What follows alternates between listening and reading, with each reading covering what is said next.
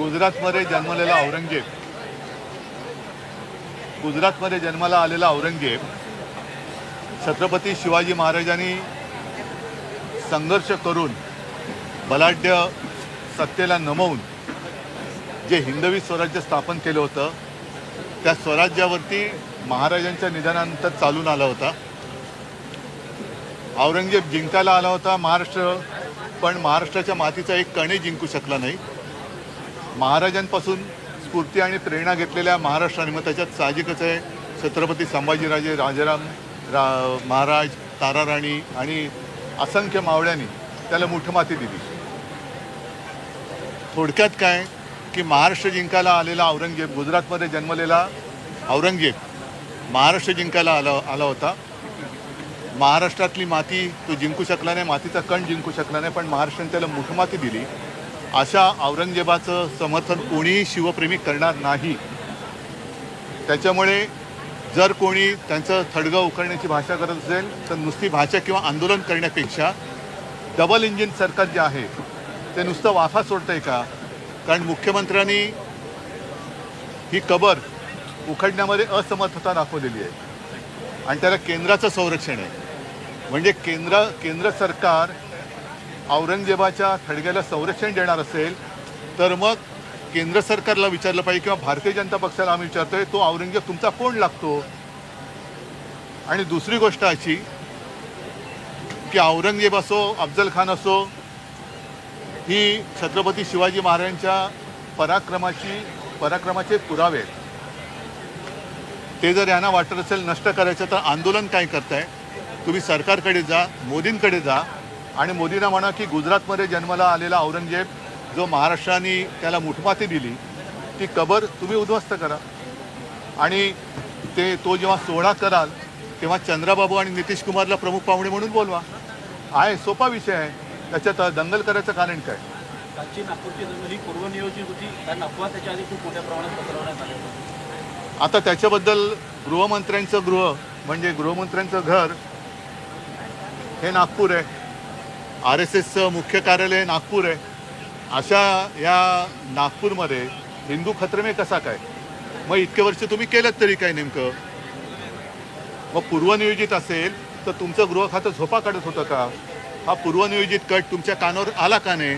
आणि जर आला असेल तर तुम्ही त्याच्याकडे दुर्लक्ष केलं का? या सगळ्या एका प्रश्नामध्ये अनेक प्रश्न दडलेले आहेत।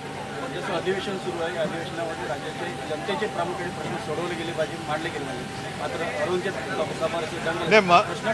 अगदी तुमचा प्रश्न योग्य आहे। सरकार त्याचं अपयश लपवण्याचा प्रयत्न करते आणि हे अपयश लपवण्यामध्ये आणखीन अपयशी ठरते। मला भारतीय जनता पक्षाला एक प्रश्न विचारायचा आहे की तुमचं हिंदुत्व आम्ही पाहिलेलं आहे, हे हिंदुत्वाचं ढोंग आम्ही पाहिलेलं आहे। तुम्हाला जर का एवढा हिरव्या रंगावरती राग असेल तर पहिल्या प्रथम तुम्ही तुमच्या झेंड्यावरचा हिरवा रंग काढून दाखवा।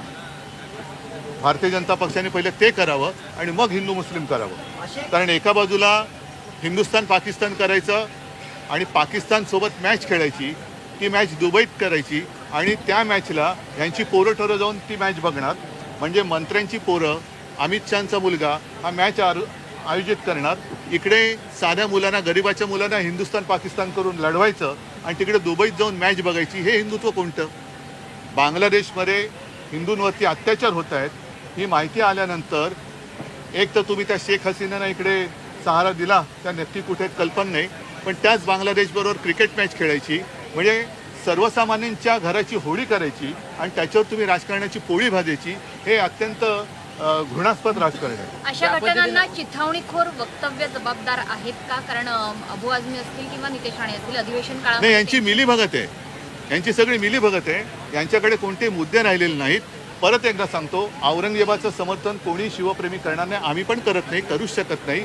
पण हा विषय काढण्यापूर्वी ज्या हतबलतेने आज मुख्यमंत्री म्हणालेत की त्या कबरीचं आम्हाला रक्षण करावं लागतंय, जा ना मोदींकडे जा आणि तुम्ही ते रक्षण तुम्ही करताय हे सांगितलं, त्याच्याबद्दल मी मुख्यमंत्र्यांना धन्यवाद देतो। मग औरंगजेब तुमचा लागतो कोण हे उत्तरी मुख्यमंत्र्यांनी द्यावं। ज्या पद्धतीने प्रदीप पुरोहित भाजपचे खासदार आहेत, त्यांनी पंतप्रधान मोदींची तुलना शिवाजी महाराजांशी केली। अशा हेच तर भाजपचं घाणेरडं राजकारण आहे।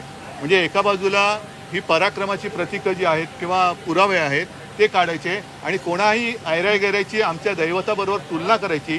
कोरटकर मोकाट सुटलाय, त्याला काही पकडत नाही.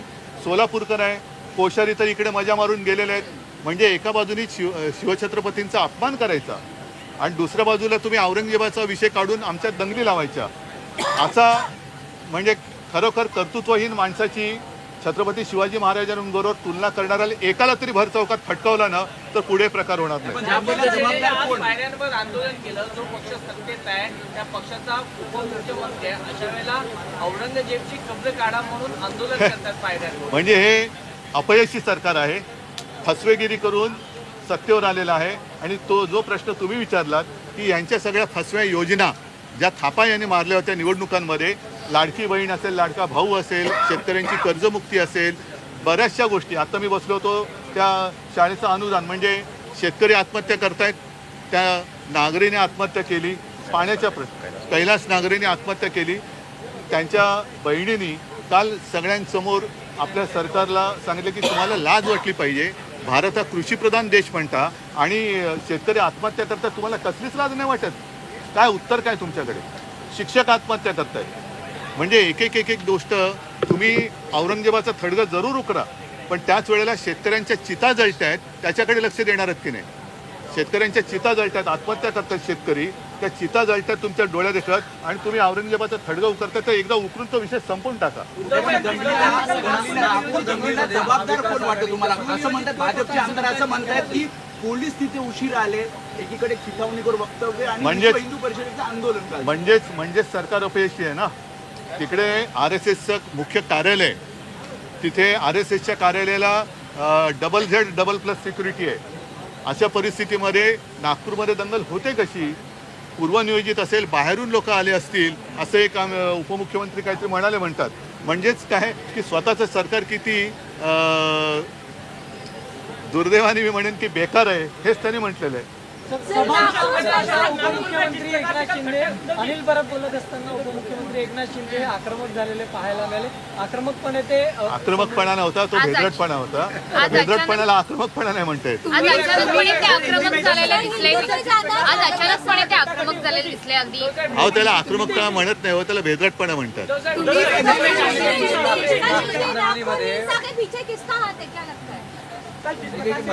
मैं मुख्यमंत्री नहीं हूँ, ना ही मैं गृह मंत्री हूँ. तो मुख्यमंत्री जो है, मुख्यमंत्री जी को पूछो किसका हाथ है, क्योंकि RSS का मुख्यालय वहाँ है. अब इनके कार्यकाल में वहाँ डबल इंजन सरकार है ना, महाराष्ट्र में और केंद्र में.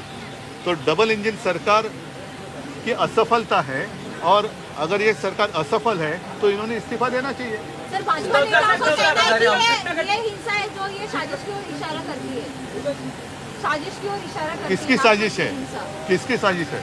और इसलिए मैंने कहा कि जिसका जन्म गुजरात में हुआ था, ऐसा औरंगजेब, जब हमारे छत्रपति शिवाजी महाराज उनके पश्चात महाराष्ट्र के ऊपर उन्होंने आक्रमण किया था और महाराष्ट्र में उनकी कब्र बांधी गई. बार बार कहना ठीक नहीं, लेकिन सच्चाई है कि गुजरात में जिसका जन्म हुआ था वो औरंगजेब महाराष्ट्र के खिलाफ, छत्रपति शिवाजी महाराज जी के खिलाफ जो महाराष्ट्र में आए थे, वो वापस आगरा नहीं जा सके. तो आप 400 साल पुरानी बात आप निकाल रहे हैं तो निकालो और इमीडिएट जो भी वहाँ उनकी कब्र है उखाड़ डालो. लेकिन उस वक्त चंद्रबाबू नायडू और नीतीश कुमार जी को जरूर बुलाइए. लगातार जिस तरीके से मंत्रियों के बयान आ रहे हैं, लगातार जिस तरीके से बयान मिनिस्टर्स और मंत्रियों द्वारा आ रहे थे, क्या कौन से बयान? नीतीश राणे जैसे जो क्या बयान? जो लगातार औरंगजेब का मुद्दा छेड़ रहे थे, नीतीश राणे हो, टी राजा हो, क्या लगता है कि वो प्रमुख कारण बना इस पूरी हिंसा के? नहीं, मैंने कहा ना कि उन्हीं की सरकार है ना. चिल्ला चिल्ली नाटक ढोंग क्यों कर रहे, नाटक क्यों कर रहे? जाओ मोदी जी के पास. पण मुख्यमंत्र्यांनी अशा चिरवणी और नहीं और जो बुलडोजर यूपी में चला रहे थे वैसा बुलडोजर चलाओ ना. किसने रोका है? पण मुख्यमंत्र्यांनी अशा वक्तव्य है, अगर ऐसी बात है तो भाजपा ने अपने झंडे से हरा रंग निकालना चाहिए. बिल्कुल. अगर भारतीय जनता पार्टी बीजेपी को हरे रंग से कुछ तकलीफ है तो उनके झंडे पर जो हरा रंग है वो उन्होंने हटाना चाहिए. तुम्ही आमच्या भगव्याला कलंक लावण्याचा प्रयत्न केला. शिवसेनेचा भगवा जो शिवछत्रपतींचा भगवा आहे त्याला कलंक लावण्याचा प्रयत्न केला आणि तुम्ही आम्हाला हिंदुत्व शिकवता. तुमच्या झेंड्यावरचा पहिला हिरवा काढा. एकनाथ शिंदे मंत्र्यांना समज द्यावी का? सभागृहात अनिल परब यांना उद्देशून असं बोलले की तुम्ही आणि अनिल परब हे नरेंद्र मोदी यांना भेटायला गेला होतात आणि माफी हो, तेव्हा एकनाथ शिंदे हे मोदींच्या कचरा डस्टबिन मध्ये होते, आम्हाला कळलंच नाही. त्याला धन्यवाद. जय हिंद, जय महाराष्ट्र.